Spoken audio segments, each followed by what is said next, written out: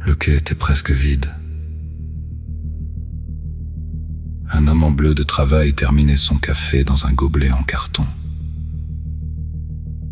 Deux étudiants parlaient sans regarder le train arriver. Je suis monté dans la troisième voiture, toujours la troisième, sans raison particulière. Les portes se sont refermées. Le métro a quitté la station dans ce bruit de fer qui finit par faire partie des habitudes.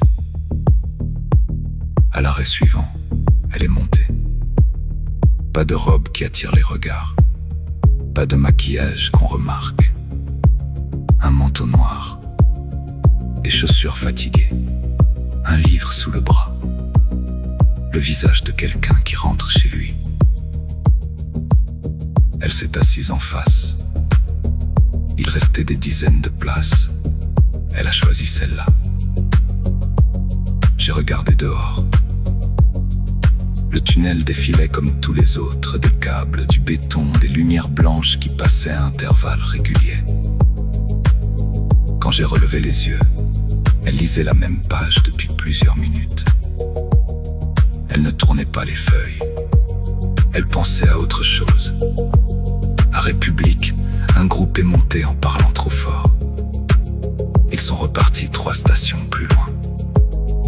Le calme est revenu. Elle a sorti son téléphone. L'écran s'est allumé une seconde. Personne n'avait écrit. Elle l'a rangé sans soupirer, comme si elle s'y attendait déjà. Je me suis demandé quel âge elle avait. 30 ans. Peut-être un peu plus. Assez pour avoir connu des départs. Pas assez pour renoncer aux rencontres. Nos regards se sont croisés. Une seconde. Pas davantage. Ni sourire, ni gêne. Juste ce moment où 2 inconnus savent qu'ils existent l'un pour l'autre. J'aurais pu dire quelque chose. N'importe quoi. Vous descendez où?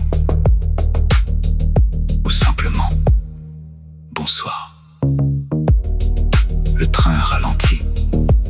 Les portes se sont ouvertes, elle s'est levée. Le livre est resté serré contre elle. Elle est descendue sans se retourner. Les portes se sont refermées. Le métro est reparti. Son siège est resté vide jusqu'à mon arrêt. Je n'ai jamais su son prénom. Je sais seulement qu'il existe des personnes qui ne traversent votre vie que pendant quelques stations.